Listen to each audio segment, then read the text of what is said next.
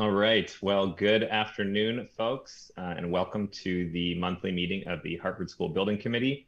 My name is Nat Gale. I am the ex officio chair, and I am back after a 2-month hiatus here with my newborn son, Enzo. I've been telling him all about the good work of the School Building Committee, and he was eager to participate and join today, so I brought him with me.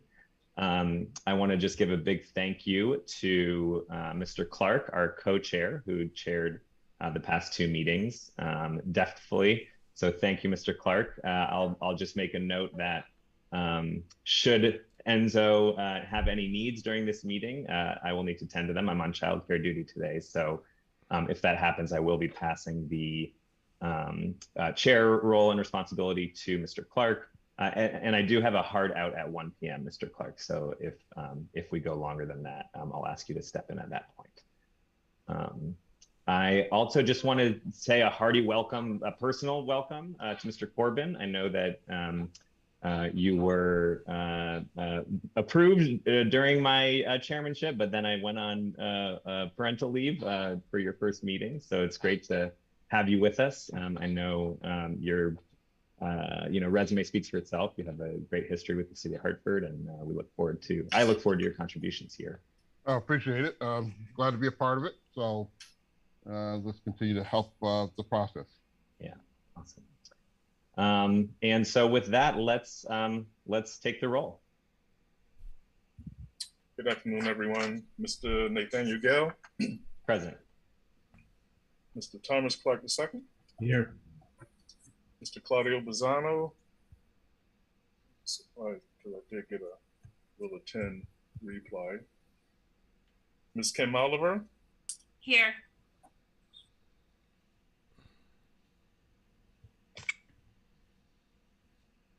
Mr. Al Gary. Here.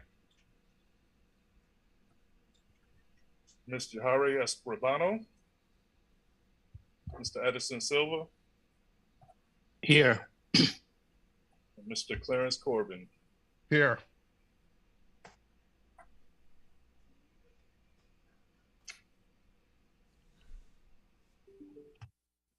Okay, with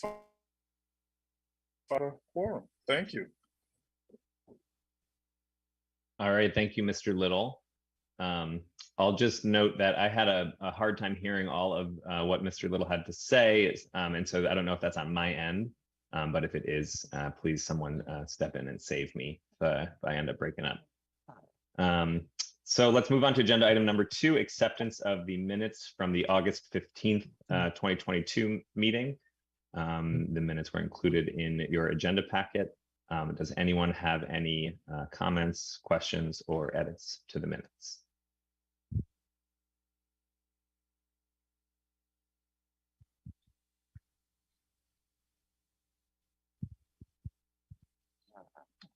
All right, hearing none, is there a motion to approve? So moved. Second.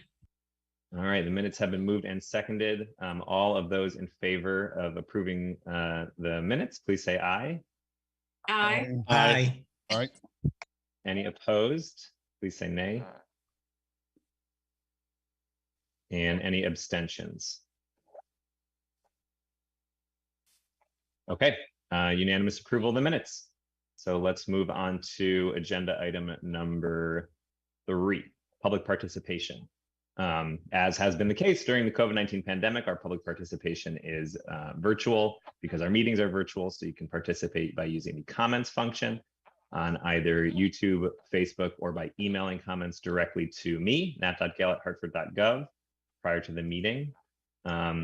I have not seen any comments come through my email, though I will scan right now while I'm doing that. Mr. McCauley, do you have any comments on YouTube or Facebook? There are no comments on either platform at this time. Okay. And I do not see any in my inbox. All right, if anything comes in my inbox before the end of the meeting, I will make a note of it and see if we can return to this item. But with no other participation, let's move on to agenda item number 4, which is just an administrative placeholder. I do not, other than my own potential needs during this meeting, I don't have any other administrative notes. Any other members have anything administrative to bring up? We have no administrative items planned today. Okay. So let's move on to agenda item number 5, which is a report from our program manager for current projects under construction from Arcadis O&G and CNR. Mr. Butkus, I'll turn it to you. Thank you. First item up today is change order number 5 to PDS for the work at Burns. The items have been presented to the change order subcommittee for review and approval. The trenching was a field condition that was previously approved by an email vote due to timeliness. Total value of these changes is $25,472.42. As noted, it was reviewed and approved by the change order subcommittee, and we ask your approval. Thank you, Mr. Butkus. Any questions from members of the committee on this item?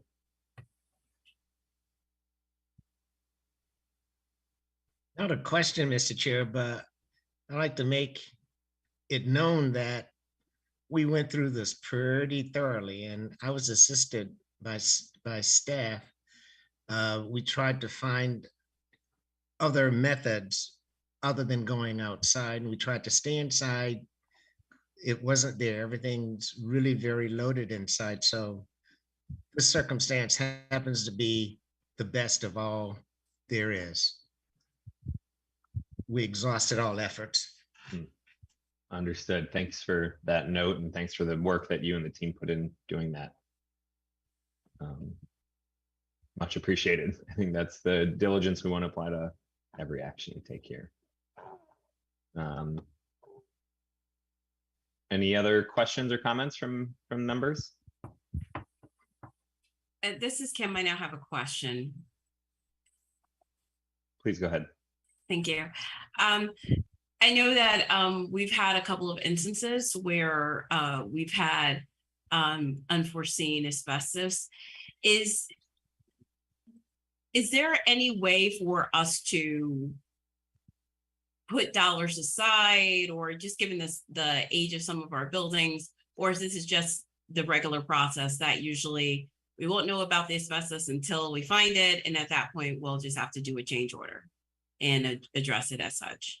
Well, we do put dollars aside. That's the rationale behind the owner's contingency. The state doesn't like us to use any more allowances than absolutely necessary. So although we could bury an allowance for additional asbestos into the abatement contract, that would still require a transaction in order to give them access to those funds. So we've, in past projects, we've kept it as straightforward as possible by just issuing change orders as they come up. Got it. Thank you.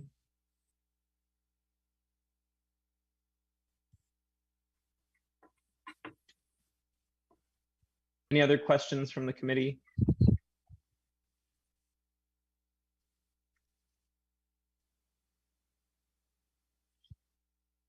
Is there a motion to approve? So move, Kim Oliver. Second, Al Gary.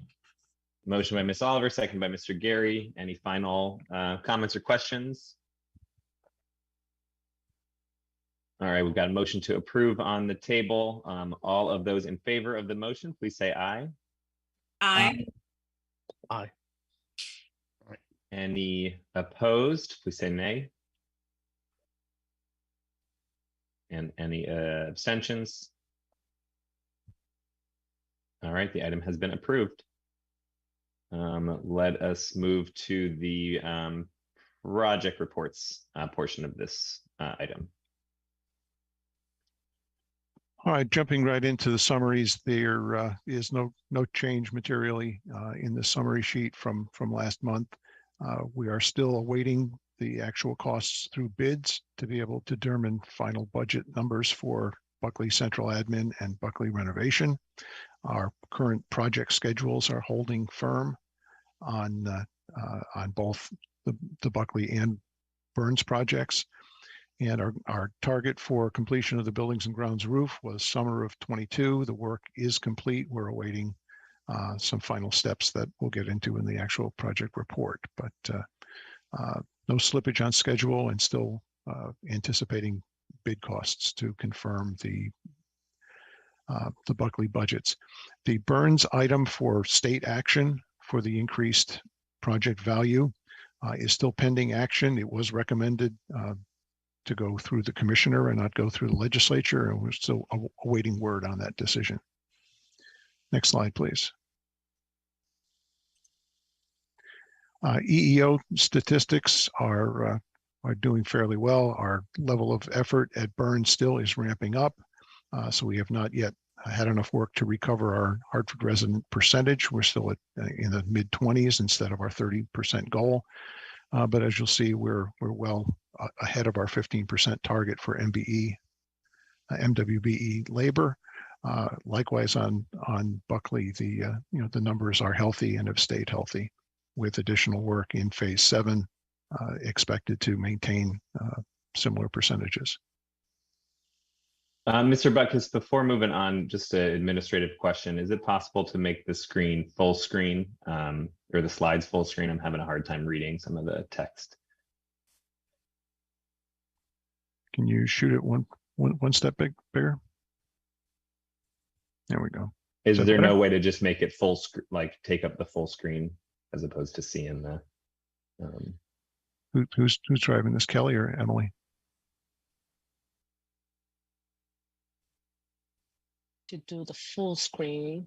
I think Kelly is. Yes, can you hear me? Yes.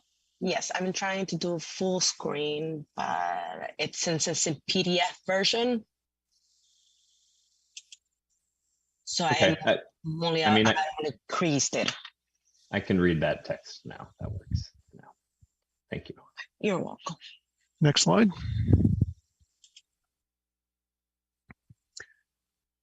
For Buckley, our work in place through August paid to date roughly $19 million. For the central admin portion, we've been holding fairly static at this point until phase 7 moves forward at about 15 million invested to date. Right now, phase 5 is essentially complete. Phase 6A, which did not have a fixed phase 6B go to it, we rolled the 6B scope into 7. Site work is continuing. Concrete slab infills are underway, and the floor leveling contract will begin in September. Phase 7, the design modifications with whatever value management items were accepted by the city and the district were incorporated. We have a plan review meeting with the state scheduled for Wednesday of this week, the 21st. And as soon as we receive the authorization to bid, that phase, all those packages will hit the street. Open items for resolution are the answers to the relocation for Hartford Public Schools Central Office to allow the work to carry on without further noise impacts there. And as noted, we have our plan review for bid permission scheduled for later this week. Part of that bidding effort, of course, includes our MWBE set-aside program. For the benefit of the newer members on the committee, the HSBC's rules are more robust than the general city rules for minority participation. For traditional city capital improvement projects, the expectation is that the contractor will subcontract or provide supply purchases of 15% of the construction value through city certified MWBE firms. For the HSBC, under our project labor agreement, we have 15% of the construction value that's actually set aside to an invited list of MWBE firms that carry a city certification, with an additional 5% of set-asides that need to follow all of the rules of the project labor agreement. So 15% outside the PLA, 5% under the rules of the PLA. Then the remaining 80% of the work requires 15% subcontracting or suppliers. So in aggregate, the MWBE value to be produced through city certified firms totals 32% of the construction value. which is not only very robust, but very difficult to achieve. As the project values have increased over the last 20 years, we have unfortunately experienced a reduction in the number of city certified firms, and we require at minimum of 3 appropriately sized firms. They have to be able to handle the size of the contracts in order to carve out a set-aside contract, a set-aside bid package. So there are some resources that don't have 2 other companions in their trade in order for us to carve out those scopes of work. As we experienced at Martin Luther King, which was going on concurrently with the final phases of Weaver, there was a real concern that we would bust the numbers. And one of the accommodations that the city agreed to is that we could open up the subcontracting portion, the 15% of the 80% of the work that wasn't set aside, to utilize MWBE resources off the state's list of MWBE firms. We've proposed to do the same on this project. What we've done in order to safeguard the city's ordinance for 15% participation off the city's list is to set that as the baseline for our direct set-asides, that we would have a minimum of 15% still going to city certified firms. If we could exceed that, so much the better, towards our goal of 20%. And even if every subcontractor supply contract went to DAS qualified firms and not city certified firms, we would be sure to respect the 15% ordinance. As we experienced at MLK, at least half of the subcontracting effort still went to city certified firms. So we came in well above 15% direct work to city certified resources. In the latest iteration from Newfield, as we anticipate our plan review on Wednesday, along with some meetings with the unions represented under the project labor agreement, there were some discussions about concerns that the unions had that certain trades seem to always get carved out of the project, and the mainstream union firms under the PLA don't get a chance to bid on that work. So Newfield put in extra effort to find opportunities where we could still open that door, in response to the unions while respecting all of the HSBC and city requirements.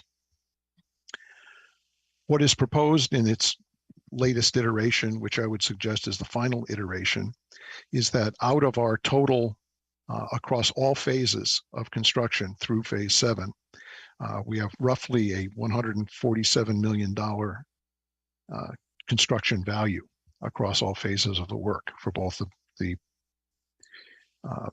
central admin and school portions. The latest iteration of the plan that Newfield was able to create provides just shy of 18%, 17.9% produced directly by city certified firms as set-asides. And then we have another 2.1% that will be set aside to DAS MWBE resources. So we will still have the opportunity to see 20% of the work directly set aside for MWBE firms.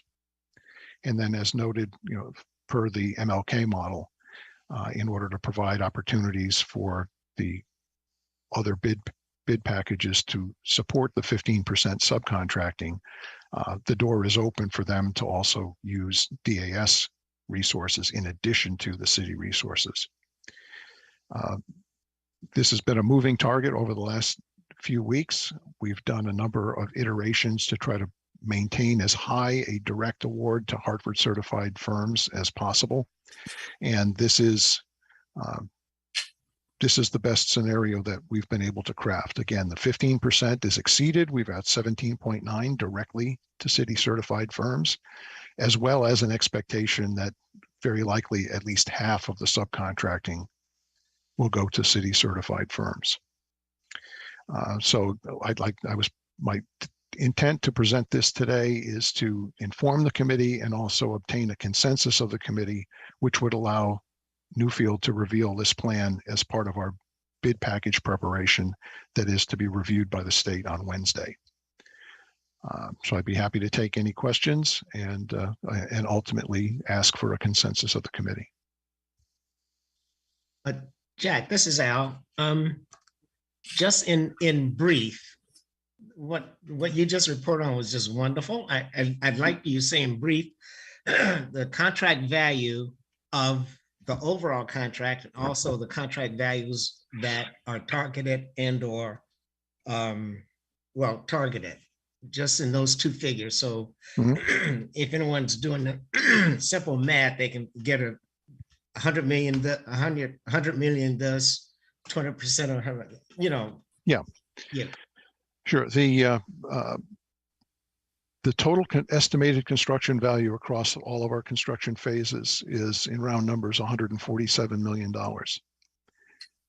117.8 roughly of that is for open bidding under the PLA. In this proposal, 3.1 million is for DAS MWBE firms as a set aside, directly invited. Roughly 7.5 million to MWBEs on the Hartford list under the PLA, and about 18.9 million to Hartford certified firms without the responsibilities and requirements of the PLA, which delivers for us a total of 20% in the set aside realm. Aggregate value is just short of $29.5 million. And keep in mind, 20 years ago, when this policy was first implemented, you had entire projects in the city of Hartford that ran slightly above that $29 million value as the total project cost. We were often in the mid 30s for a total project value. So as I mentioned at the outset, the cost of the work has gone up, and the number of resources and the financial capacity of the resources that we have on the city's list, unfortunately, has not kept pace. Thank you. I'm sorry, Mr. Chair, I should have asked permission to speak, but thank you very much to both. No worries. I'm glad you jumped in. Yeah, Mr. Chair, this is Clarence Corbin. Got a question. Just wonder if there is a way to summarize the type of services that was done, trades and so forth at MLK, so we kind of get an idea what categories are being successfully provided, and will we have some shortfalls, or probably need to know, if there are other things that could be done to help companies get prepared for the type of work that there are shortages on. We can have a summary of the city certified resources and the trades that they correspond to, that we can include in a future report to the committee. It's a bit lengthy to try to discuss it here live. Sure. during a meeting. I agree with you. But to just touch on the types of work that are being set aside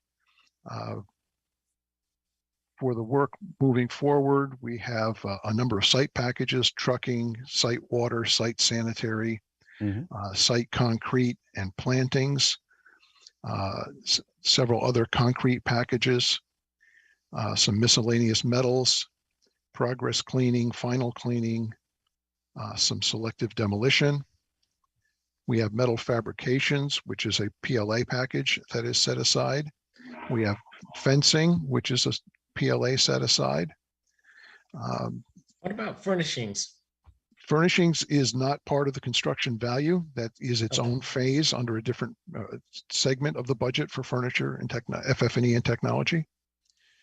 The types of work moving forward: toilet partitions, display surfaces, some painting, although our major component of the painting is a DAS minority set aside. That's in response to the requests by the unions. Some resilient flooring, the rubber treads on the stairs, that package is now a DAS set aside. So a number of general trades types of activities, as we mentioned. Insulation of piping and mechanicals is a set aside. Jack, if I may, sorry to interrupt, but just I Yes. think you made the point that there's a lot to discuss, not not enough time to do it here. So I heard you offer sending a report to the committee. I'd love for Mr. Corbin if you could just restate what you'd like to see in that report and let the notes reflect that will be a forthcoming report.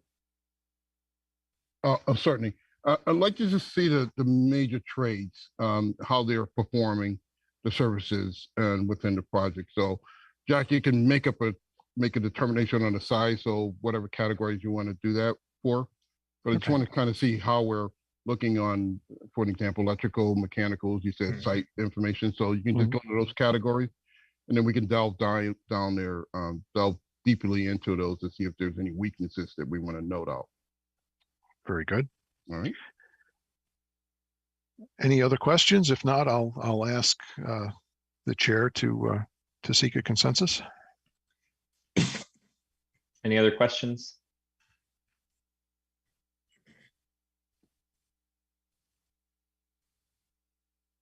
I'll just ask Mr. Buckus that report be sent between now and the next committee meeting for folks to review and come prepared to discuss if desired.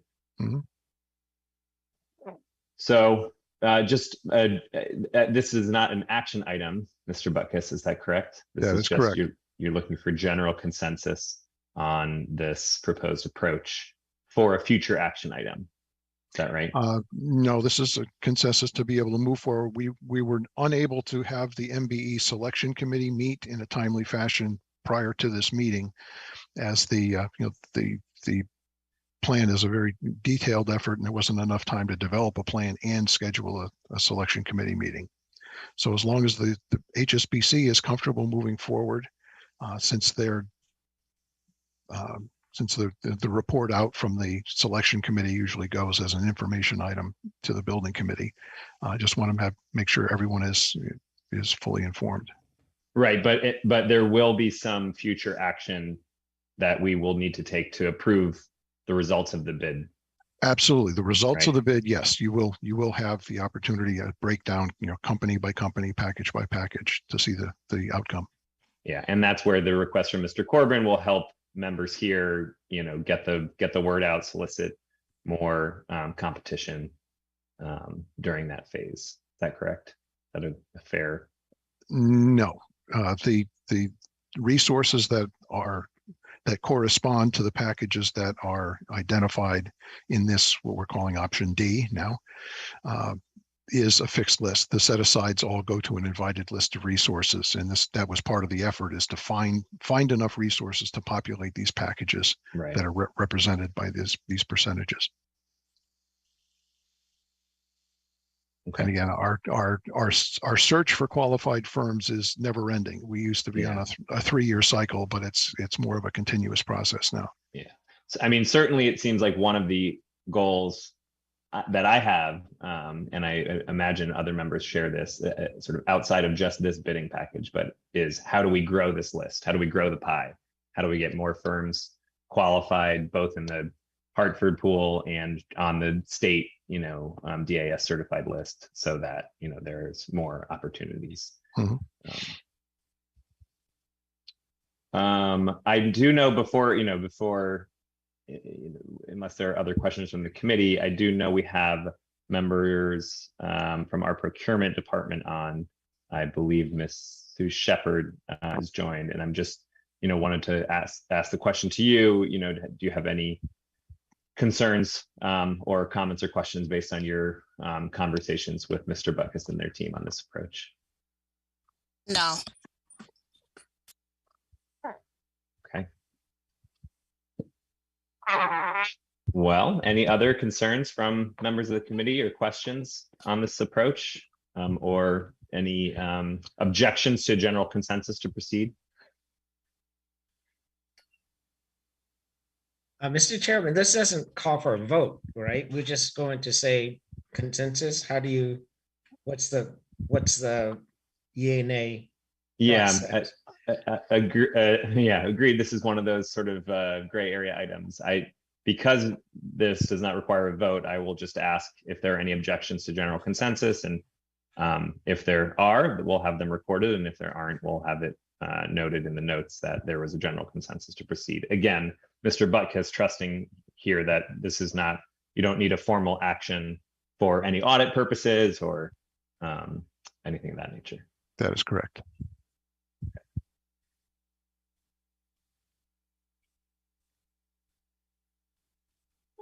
So yeah, what final call for any objections or questions for this approach?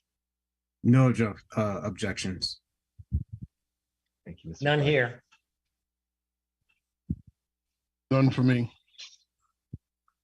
Just appreciate your efforts. None here. Yes.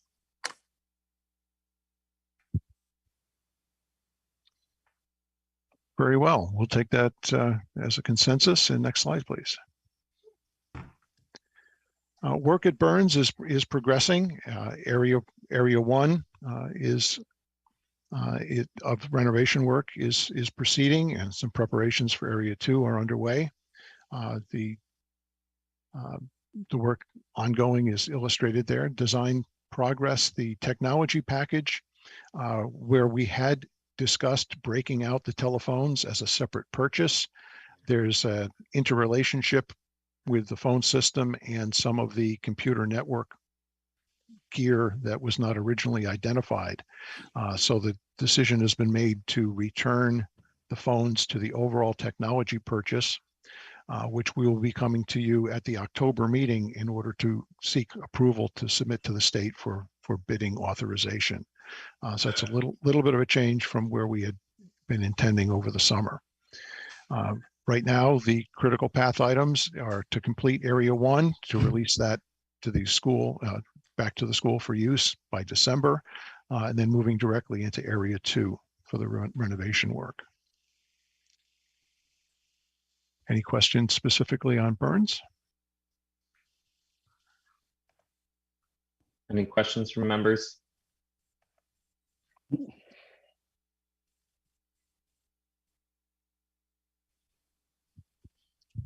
Okay, next slide, please. And as noted, buildings and grounds roof construction is complete. We're moving into the closeout process, and the inspection for the manufacturer's warranty and final punch list are to be scheduled. We want to coordinate that with the manufacturer's reps in order to implement the punch list, and we expect financial transactions to be done in the next 2 months in order to close this project out financially, and then ultimately put it in front of you for a vote to accept as complete. Any questions on the B&G roof? Any questions from members of the committee?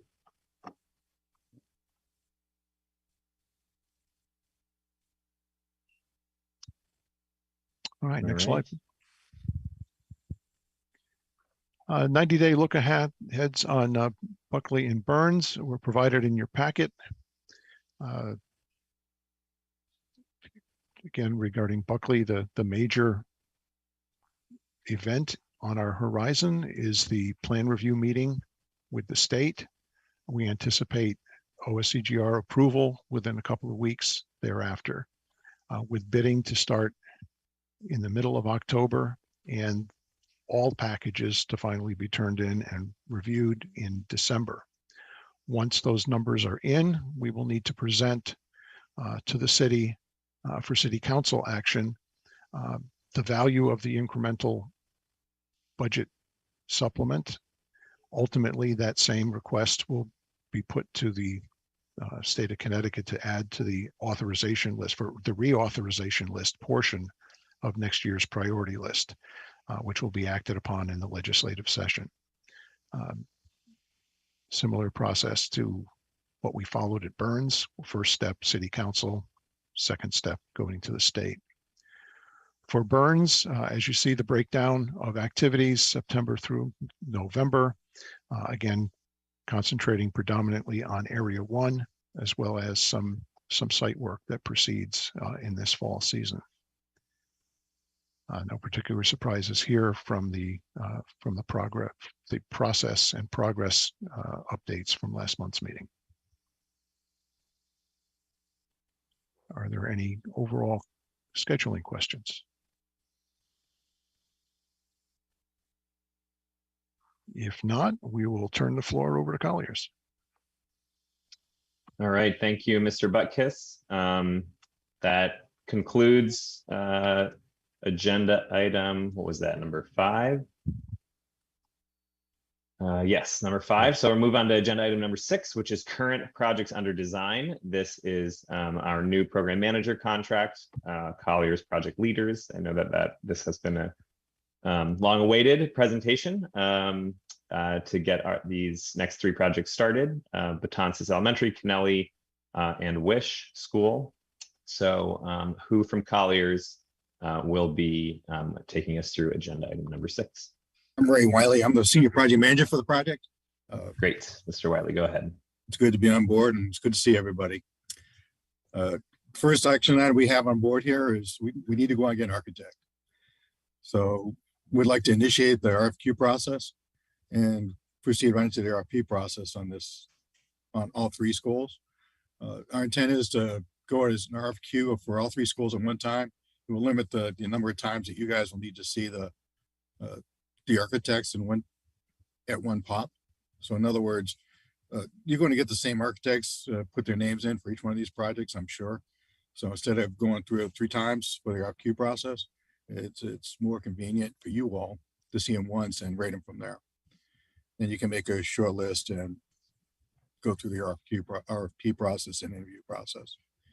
So as an action item, we're looking to go ahead and go out and solicit for an architect. And I'm looking for you all's approval to do that. All right, thank you, Mr. Wiley. Any questions from members of the committee?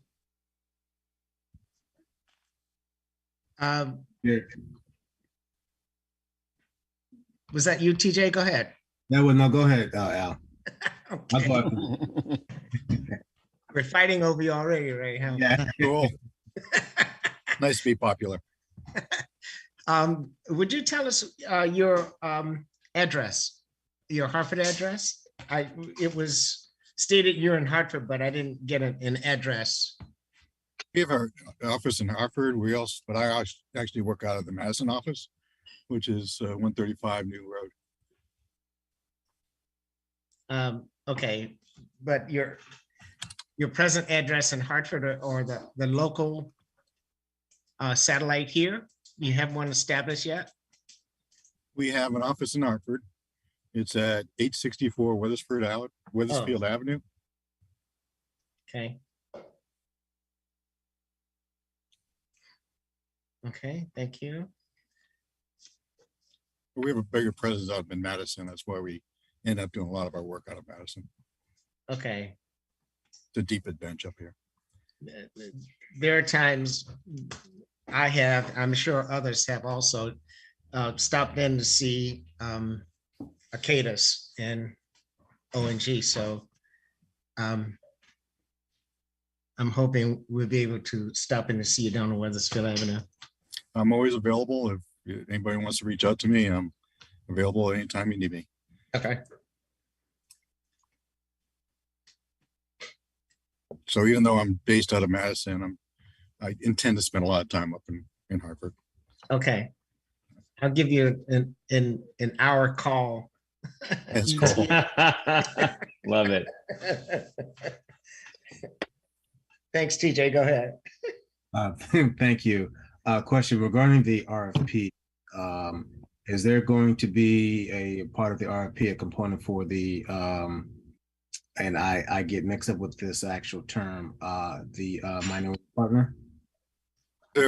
Your ordinance, your minority components is strictly on the construction side. So the answer is no. We can certainly put that in there if the committee so deems.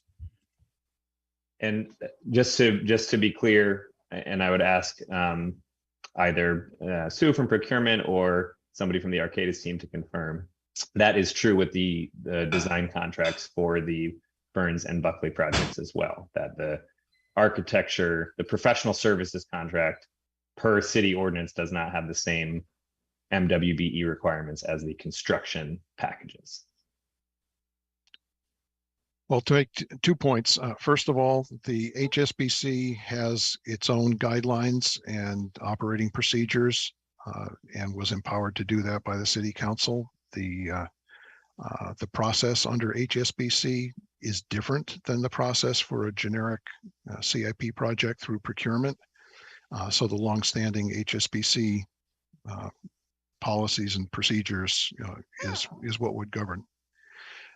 As far as a requirement for minority businesses, it's been the practice of the HSBC and the respondents to RFQs for well over a decade that folks have respected the city's overall wishes for diversity as expressed in ordinances on other projects. And it has been a kind of an industry-wide voluntary component of responses.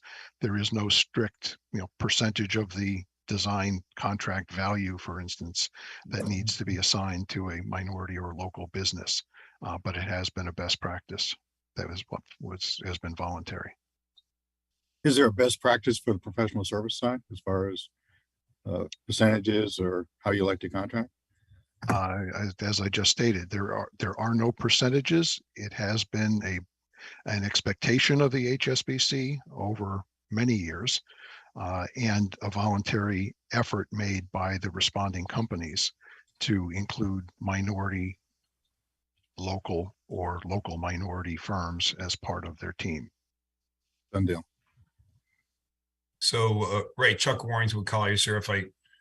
We may want to consider that respondents are strongly encouraged to participate in that. I don't know if that's strong enough language or if the committee would like, stronger than that in the RFQ. Yeah, I think this is a good topic, and perhaps I know we don't yet have a motion on the table to to consider this recommendation, but perhaps a motion can be made, and I guess I have the ability to make this. That includes adding language around voluntary, minority participation in the professional services contracting, and Colliers can follow up with our procurement team to get additional language that may satisfy that request. So I would make that motion, actually, that we approve this recommendation with the amendment that Colliers is directed to include language encouraging bidders to have minority participation on their professional services contracts. Second that motion. Is Corbin. So, yes, thank you, Mr. Corbin. So motion made by me, seconded by Mr. Corbin to approve this recommendation and with the amendment to direct Colliers to include language on voluntary participation of minority contractors. Are there any discussion points on that motion? Any questions? Any additional amendments? Yes, Mr. Clark.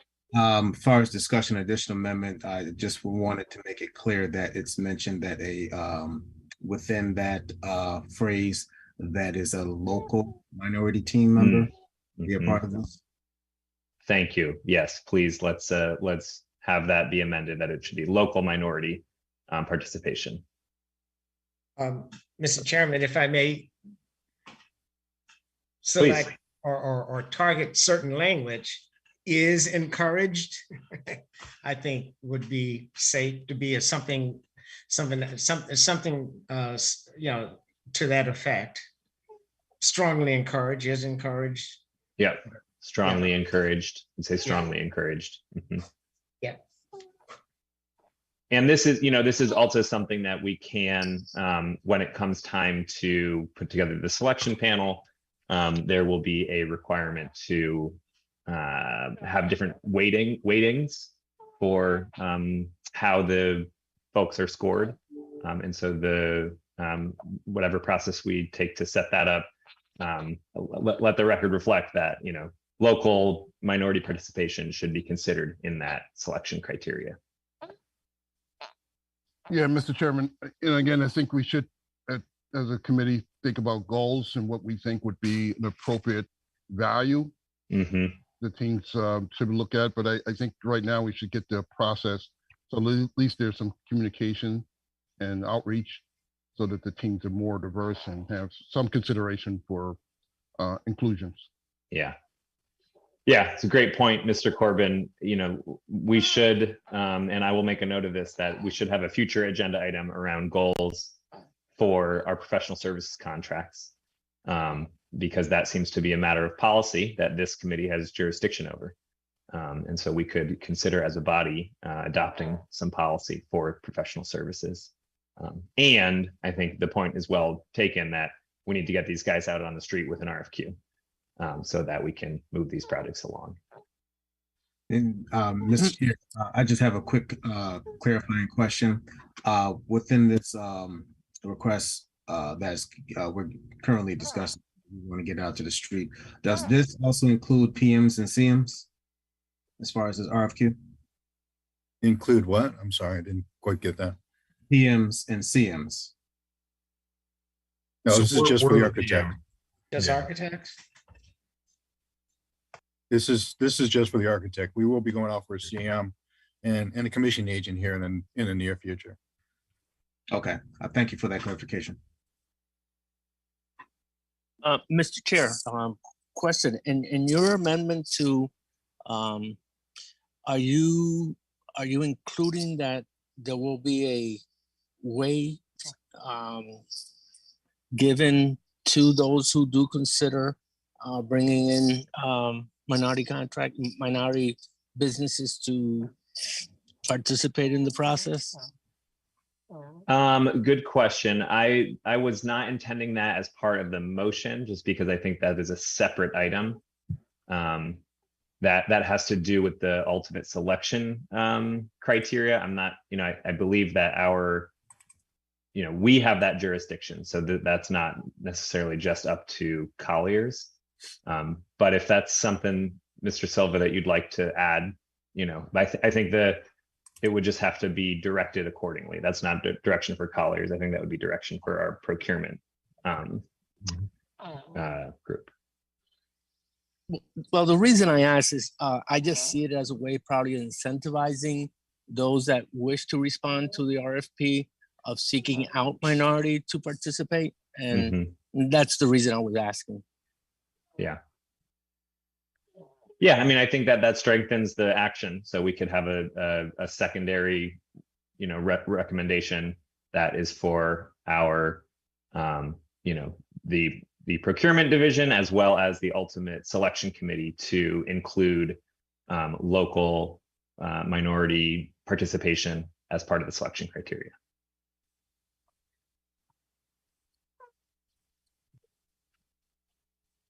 And we certainly don't have any objection to any of that. Great. Yeah, Nat, if I could, Chuck Warren to Colliers, just I appreciate the consideration. I just want to make clear, we work for your committee. We don't make decisions. We work for your committee. Whatever direction the committee gives us is what we're going to follow. I just want to make sure that's clear to everybody. Wonderful, thank you. All right, any other questions before I restate the motion that we have on the table?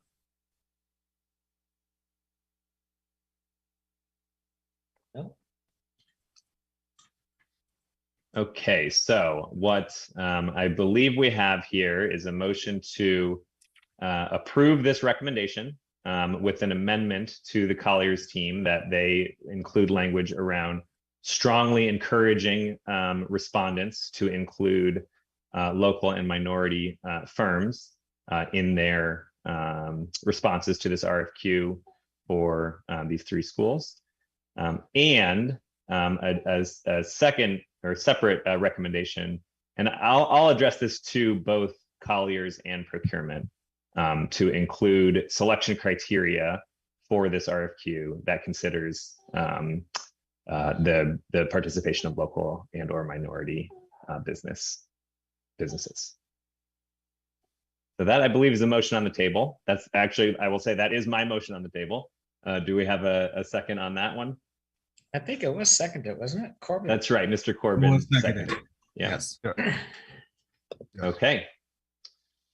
So any final questions?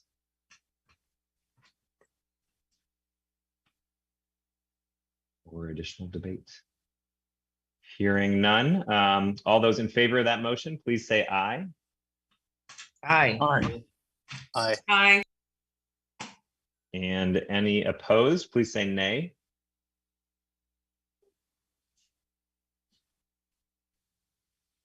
Okay, and any abstentions? Hearing none, that that item is approved. So you have your direction, Colliers. Thank you. The next portion of this agenda item is just your progress report. And before we move on to that, I will just note it is coming up on 1 o'clock. So I would love to formally hand over the chair responsibilities to Mr. Clark. Mr. Clark, are you available for that still? Yes, sir, I am. Okay, so thank you. And actually, before I go, let me see if I know my Robert's Rules of Orders appropriately. I did just want to make a suspend the rules and take an item out of order, and then we can get back to Colliers, because I had asked for an additional item on this agenda that I don't want to leave Mr. Clark hanging. So that would be moving to agenda item 7 about future projects in development. I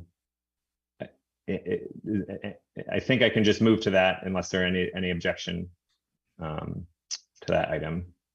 No objections. Okay. So just a note, the future projects in development, our first bullet point here, the June 2022 grant applications. You all may recall, we submitted grant applications for Moylan, McDonough, and Parkville schools. Those are the next 3 schools. Those were submitted by the June deadline. Due to the timeline in which we had the professional architectural and engineering cost assessment done, and the grant submission needed to include a council budget approval. There was some minor differences in the cost estimate and the budget approved by council. It is, I've been in contact with the state. They just requested we get an updated council approval to align with the cost estimates. So that is something that we'll be considering. We'll be putting in front of council, and I'm happy to send that around to this committee first before that goes to council, just so everybody is aware of that as well. So no need for a current action. I just wanted to let folks know that that is a forthcoming action at City Council to update the budgets for those 3 schools. And again, just a note that I'll make sure everybody here on this committee has that information before that is in front of City Council. Are there any questions on that?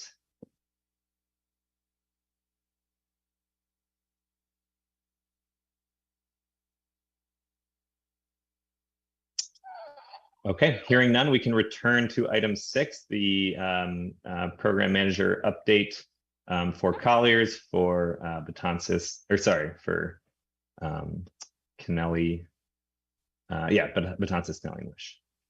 And Mr. Clark, the chair responsibilities are yours. Thank you so much for the support, both during my leave and currently. I really do appreciate it. Not a problem, Mr. Chair. Thank you so much. All right. Good afternoon again, everyone. With that being said, we will have our project program manager by Colliers. May take it away. Next slide. This is a general overview of the 3 projects we have. Our current budget is what's listed there. Taking a look at our schedule, the schedule they were given early on, we were hired after the start date for your design. So right now we're looking at a completion for the project right now at 2027 in June. That's the same for Betances and Kennelly.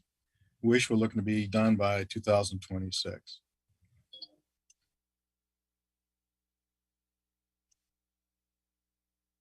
Just a general overview. Yeah, if I could just add a little bit of color there, Chuck Warrington with Colliers. As you see, the original schedule completion were pushed out about a year from the original ones. It's primarily due to a couple factors. I think everybody knows we got on board a little bit later, so kicking off the architect selection process is behind a little bit. And then I think also, in our opinion, the design time, the pre-construction design phase, we're looking about 12 months for the process on all these projects. In our experience throughout the state, and the process to go through OSCGR and all the steps, it takes at least that much with these. If we can better, we're going to once we get the architectural teams on board. But those are the two primary factors for the delta between the 26, 27 and 25, 26 dates. If anybody wants to know what those were, those the two primary culprits there. You go to the next slide, it shows a little, let's start with batons. They're all pretty similar at this stage, but it gives you on the right-hand side there, the schedule, gives you an idea of what we're looking at for the different phases. Just to give you, let's go through the slide all together. Budget-wise, we're at 43.7 million. We've contracted out of 1.297, and we've spent no money to date for the project. Schedule-wise, design, we were looking to start in June. We're actually going to end up starting in November because the RFQ process was so late getting going, which puts us to a completion date early December. With hopefully we can start bidding the project in January of 2023. And that just extends out the construction schedule and FF&E process. Overall project, go ahead. Hold on, Ray. Mr. Chair, may I interrupt a moment? Yes, Mr. Okay, Ray, do you think it'll take a full year in design? I think the approval process always ends up the killer in these projects. We can push the architect as much as we can, but I still need your all help to help get these approvals done and through as quick as possible. So the answer is yes, we are going to try to improve that schedule from every step along the way, but realistically, it usually takes you about a good year to go from start to finish in the design process. Okay, I'm just going to be I'm not just me, I'm sure we're all going to be very aware of the length of time it's going to be in design. That's. It can be scary. Yeah. I think the biggest emphasis here, if we want to just flip through the slides a little bit quicker, because we're all exactly the same at this point. We're going to solicit an architect, get them on board. Let's get the process started. If you go to the next slide, which is Canelli, you're looking at pretty much the same schedule. If you click one more slide, what gets us into Wish. That's the building that's empty at this moment. So I realize that you've got an empty school that needs to be filled. So we are going to want to push that as much as we can to get you guys so you can occupy the school and use the school and keep things rolling. Understanding this is probably pretty critical to you all to also have an empty building out there that's just open for criticism and negative comments. So that's where we tend to push each one of these projects pretty hard, with the Wish School being our primary push right off the bat to try to get that off and going and show some activity. Okay, well, through you, Mr. Chair, I also like to say, appreciate the soft schedule. And I'd like to make it very clear that on your behalf, Ray, this is a soft schedule. And just like schedules and budgets, we have to put a number and a date on all of them, but not to be the target. Well, I guess they are targeted, but we wish not to go beyond this design date because everything depends on getting it out on the street for concrete nails. And that's going to be our key factor. We need to get on the street. You've got about a year to get to the street at this point. We're behind the 8 ball. So we do have a lot of emphasis that we are going to need to put on the projects to keep it going and get us to that end date.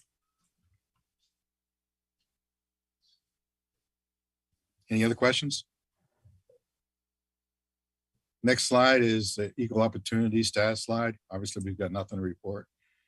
Community outreach is the slide after that. We've been working with Sherry to try to set up each school's advisory council or committee. And we are working with her to help try to set that up as much as we can. I think Sherry's on board here. I'm not sure how far she's gone along as far as identifying the different members to the committee. But that's going to be a pretty key committee throughout the design process to keep us going to where the school needs to be and where the community needs us to be as far as developing the program. Chairman Clark, if I may. Yes, Ms. Davis-Googe. Thank you. For those who don't know me, I'm Chief Davis-Googe. I'm the Hartford Public Schools Chief Operating Officer. Thank you for that, Mr. Wiley. Yes, we have started communicating with our principals. So our first outreach touch point will be with them first, and then we'll move to advisory committee. So I will be in touch with you and Mr. Warrington this week. Great. We do want to start the dialogue and keep people abreast of what's going on. Communication is always the key in these projects. So keeping that dialogue going is always in our best interest. I have a question briefly. I know time is growing. What's going to be the outreach strategy, not just to the school community, but to the local community as well? Are you looking to hire or subcontract this out to an outreach team or organization to assist you with this outreach strategy? We have a pretty deep bench here in Madison. So at the moment, we do not expect to outsource that, but we are open to suggestions and willing to take any initiatives you all need or recommend. Yeah, if I could, Chairman, just to opine on that a little bit more. We were working with a working group with Nat and Julia and Claudio and others. And one thing we've offered is on the community outreach. If the city has vendors, consultants that have done that in the past, that will help us specifically participate in your goals that we just talked about a little bit. We would be ears open if you have any recommendations or suggestions of firms that if they can fit within our, the contractual amounts that we submitted to help us with that, we'd certainly entertain that in order to, help achieve the city's goals for local participation, minority participation. So if you have any ideas, we're open to those.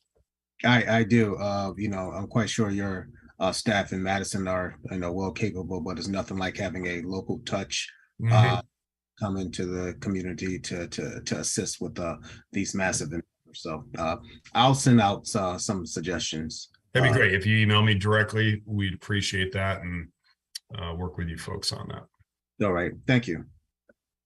Chairman Clark, if I may. Yes, ma'am. Just so you know that on our end, working with Chief Blackburg, we were thinking about the NRZs and other organizations, making sure that we have that touch point with them also. And so we hope to work with Colliers and set up a series and not extensive, right? But enough to go out into the community. So we'll have, an ongoing community meeting set up with, using our resources and theirs as well. Okay, that sounds good. All right, thank you. Thank you. Mr. Chair, Councilman Clerk. Yes. As you know, I just to that end regarding the community outreach, for me, it would be helpful perhaps at our next meeting when we're getting the update to have some type of brief. It doesn't have to be detailed, but coordinated communications plan, because I am hearing that there's some good intentions, but it sounds like there's some unfortunately an opportunity for things to get perhaps not as aligned as we like. So if that could be shared next time, that would be helpful, because as someone who lives in the community, I can tell you I get the rumors every week about what's going on and not going on with the school. So that would be really helpful. So thank you. Thank you. I think for the record, if we can just add this to our update for next month's meeting, that would be great.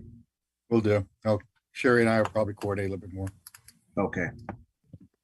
Thank you. Any other questions from committee members? Yeah, one more, Mr. Chairman. Yes, sir. I'm not sure. Thank you. I'm not sure if this is, and maybe I missed it, but Ray, you said you were the project manager? I'm the senior project manager, yeah. Senior project manager, and Chuck, you are? I'm the director for our K-12 division, all of Connecticut. So I'll be overseeing all of our services for Colliers. Okay, thank you, sir.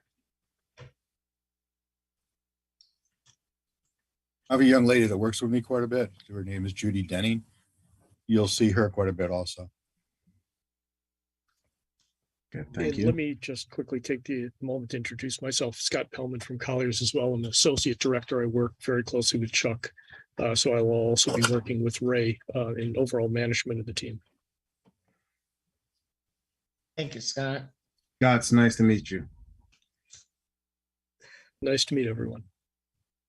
And we have various administrative folks that help us out throughout the process. Okay, you may proceed. Okay.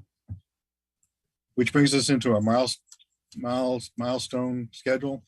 It's a pretty detailed schedule of where we need to be, who we need to contact, and how we expect to go through the process for the next 3 to 4 months. Obviously, the RFQ process, we're going to start that, get that on the street as soon as possible. I'm hoping within the next day or so. Need to make some modifications based on our recommendations. We do expect to go off for an RFQ for CM in the middle of October. So we'll be talking about that during our next meeting. We're hoping to have the advisory committees up and running during the month of October, which leads us into getting the architects up and getting their final proposals together with the intent to award Wish School in early November and have the design kickoff meeting shortly thereafter. We expect to have the RFQs for the CMs done in November. And we expect to go out for an RFP for the hazardous material consultant in mid-November-ish. That's pretty key too in these schools, just because we're talking, there's a lot of concern about asbestos and other hazardous materials. So we want to identify as much as we can early on. And also keys us into maybe having an early construction package that we can put on the street and help us with those dates that OS, DGR, CGNR puts on us. Another thing I don't see on the top of my head, we'll be looking for a commissioning agent in the same time frame. With the intent that we're going to look for schematics come the March timeframe, February-March timeframe. We're looking for schematics too. Yeah, if I could opine, Chairman Clark, just to talk about the architect selection a little bit. We obviously have 3 schools here. And there's a lot of discussion with, I'll say, the working group of, do we select one per project? There's a question, is it advisable to have one for all 3? How do we strategize on that? Right now, our preliminary recommendation to the committee, to the city, is consideration of 2 architects. And again, this can change depending on what you see with the qualifications. The Betances and Kennelly schools are occupied renovation, similar schedules and timelines. And Fred Wish has a bit more accelerated timeline. So our initial thoughts are to recommend potentially an architect for Betances and Kennelly and a separate one for Wish, so that they can focus on that particular project, and then a similar fashion for the construction manager. Basically 2 separate teams, if you will, for these. Again, it's an initial thought that we wanted to share with you all. And it's certainly your decision to make how you want to proceed. But we think there'll be some efficiencies with having one for 2 schools and one for the other. Having 3 individual, it might get pretty, a lot of really weedy, having 3 different teams and coordinate all 3 of those. We want parity between the projects, of course, as well. Just wanted to kind of share those thoughts with the selection process, and again, what our recommendations are shaping up to be right now for that. Mr. Chair, if you would allow me to respond to that very quickly. Yes, sir, Ms. Gary. Thank you, sir. Chuck, I understand that. I really do. I'm just thinking about the load that would be borne by in the efficiency, time efficiency that we are looking for. I'm not sure if I'm not sure if that's a heavy burden. I know it's going out for RFQs, and we have some very good and capable architects in the area in and about Hartford. Mm-hmm. This may even reach outside of our region. Who knows? But in anyways, I'm a little nervous about the burden or the load and the efficiency, the time turnaround. We'll be looking at that very, very carefully. Frankly, your thoughts, my instant thought to that would be a service provider per school thus far. That's me, but I can hear. That's just me, and there are others here. But I could listen to your thoughts on pairing it up for one. But I'm not really keen on that right now. Looking for a quick turnaround. Sure, and you give us direction. We follow your direction. It's your decision fully. So, Mr. Chairman. Yes, sir, Mr. Corbin.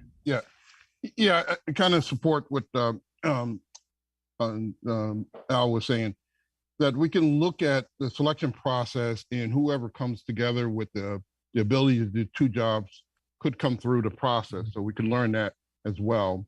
So we could look at it as, one team per location. And then if there's really a ready team that can handle both of them, they can present that to us, and they could be selected, with that in mind. I do like that idea. I think that we have to really think about the cost and efficiency and timely completion of these projects, because as was already stated, students are already in a different school, and we don't want them being there longer than we have budgeted for, because then that's going to dip into the Hartford Board of Ed's budget. And so, I think that, yes, if a plan could be put together, and then we can be able to review that as quickly as possible, I think that would be great. Just so you know, the RFQ is set up where we have the option to do whatever we want to do. If we want to go with one school per firm, or if you want to give it all to one firm, which I wouldn't recommend, you have that opportunity to know the RFQ, the way the RFQ is written at this moment. So Chairman Clark, if I may. Yes, Chief Davis Googe. Thank you. We did have this conversation in our kickoff meeting around efficiencies, and I just want to put on the record that from a Hartford Public School standpoint, we also want to make sure that there's some consistency, parity, standardization across our schools. So when I hear about 3 different architects, I just wonder about that as well. So just for the record, just want to know that we would like to be sure that we're being consistent across schools, all the way down to materials, and not necessarily looks, right? They're 3 different buildings, but just in terms of just things being standard across schools. Thank you. Thank you, Ms. Davis Googe. Chief Davis Googe, sorry. All right. Any other questions? All right, let's move on. That's the last I have to put in front of the committee.